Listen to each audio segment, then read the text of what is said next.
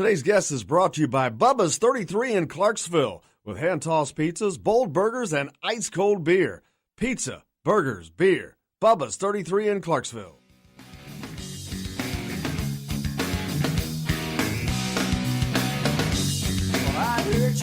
Welcome back to the Golf Club at Eagle Point Studios, Indiana Sports Beat with Jim Coyle, and we are very, very fortunate to be joined by one of our favorite ball players from the past, Jamal Meeks. Jamal, how are you, man?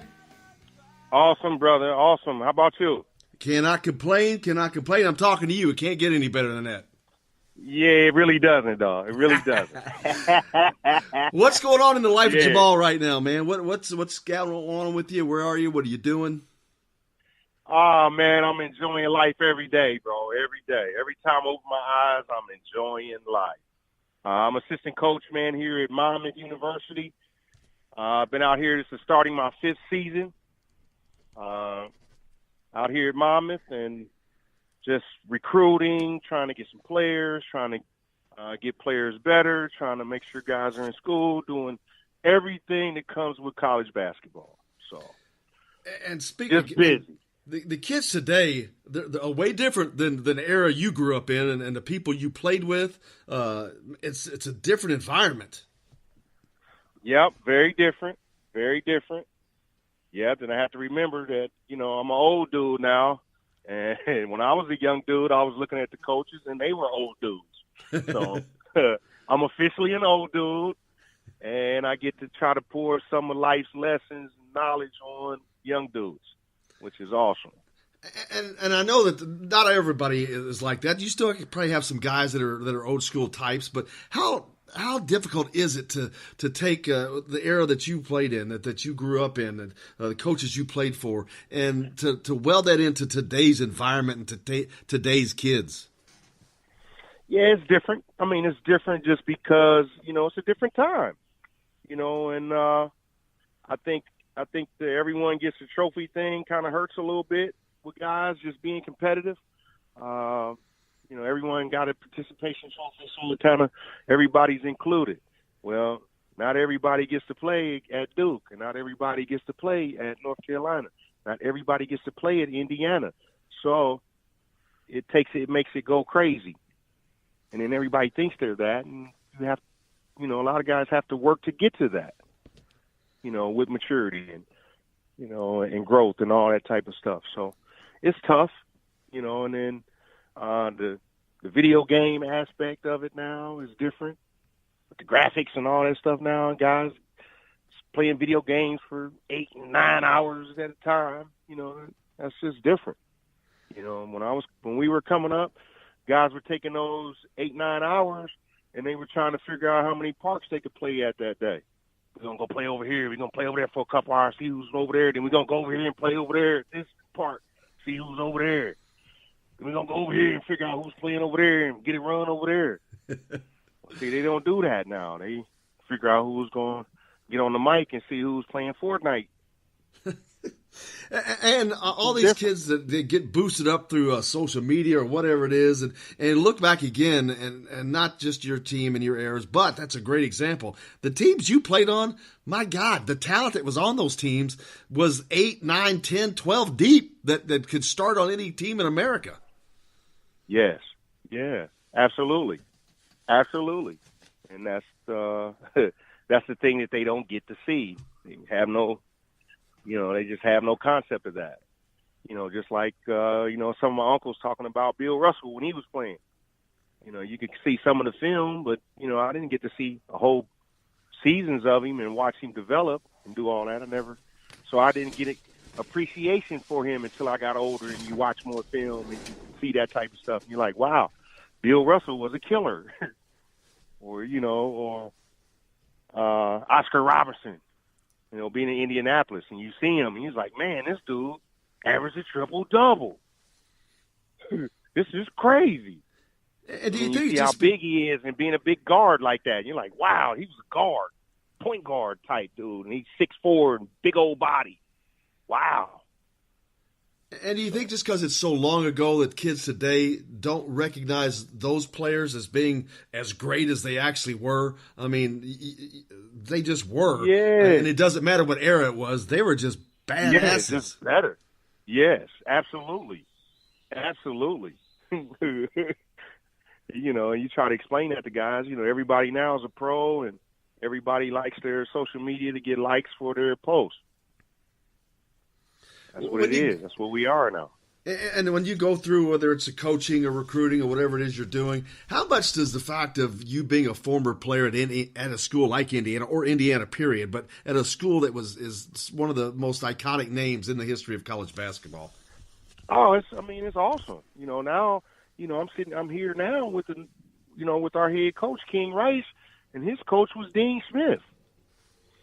So think about all the knowledge there in Dean Smith's program.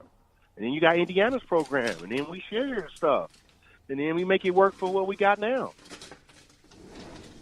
Do the kids respect that and understand that? They don't understand it. They don't understand it, man. What kid does?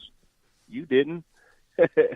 Being a snotty-nosed kid, you was thinking you couldn't think right past your nose when you were that young. Absolutely. Absolutely. So, same thing. It's just a different time. Same thing. We still got to grow them up. Still got to grow up.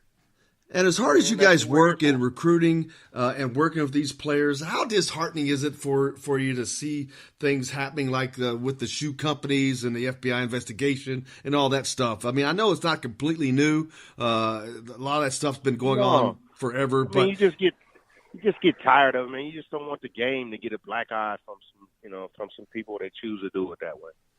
You just hate it, that part for the game, because the game is so sacred. And then when it's all scandal stuff with the game, man, that ain't good for the game. I mean, you hate that part of it. What's next for Jamal Meeks? Just planning on hanging out at Monmouth and coaching? Or are you are you wanting to move to become a head coach one day? Or one day I'll be a head coach. One day. So that is something that you want to do. Yeah, right now, man, I'm just trying to be the best assistant coach I can be right now. And then, we'll get to a point where I think I'll be ready, and I'll get to a point where I think I'm ready, and then I'll start getting that process going. So right now I'm doing all the practicing stuff. I got Chris Reynolds, who's the AD over at Bradley, and he doesn't know this yet, but now it's on the radio, so he's going to know.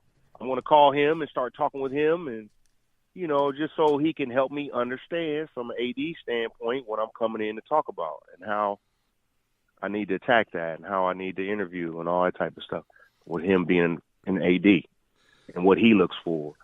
So I'll be there to pick his brain to get some help with that. Another fellow Illinois comrade. Yeah, who's a brother of mine. So a great player. Help, so it helps me get better, And just another name on that long list of incredible players that played in that era that you played for IU, man. Yeah, one of my favorite guys, man. Yeah, one of my favorite guys. And then I'm sitting here talking to you, and Lyndon Jones is beeping in on my other line. So, as far as being that's kind of funny. As far as being a head coach, you obviously you have an engaging personality, and that goes a long way in recruiting. But I know recruiting can get tiring. But do you enjoy that aspect of it? Well, man, I always enjoy meeting new people.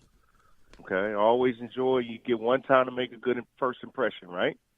So that's what you always try to do: give someone a great first impression of you. Well, Jamal, I appreciate you, man. I appreciate you being on here. You have been so generous with your time. I know you got things to do. You got to call Mr. Jones back. Yep, got to call him. And I got a son that's over here. I had some steaks marinating, and his mom he just got in from AAU practice. So his mom's like, he's ready to eat. Can you turn the grill on? So. Well, you better get to it. Tell Mr. Jones we'd love to have him on here as well. He was a great player. Loved watching him play. Yep, good friend of mine. Yep. Well, Jamal, I can't thank you enough, man. I appreciate you joining us. Sorry I had to bust your balls, man, a little bit there for you early, but that was fun. That is. I love it. We have a good time, man. It's all about it. That's why we love having you on. Yeah, awesome. Jamal, thank you, sir. Have a great day. Hey, thanks for listening to the rebroadcast from today's edition of Indiana Sports Beat with Jim Coyle, the only daily show dedicated to Indiana University athletics. You can catch us live each weekday on IndianaSportsBeat.com, TheDailyHoosier.com, GrowingTruth.com, or go to Spreaker.com for live notifications. Yeah, that's Speaker with an R, SPREAKER.com.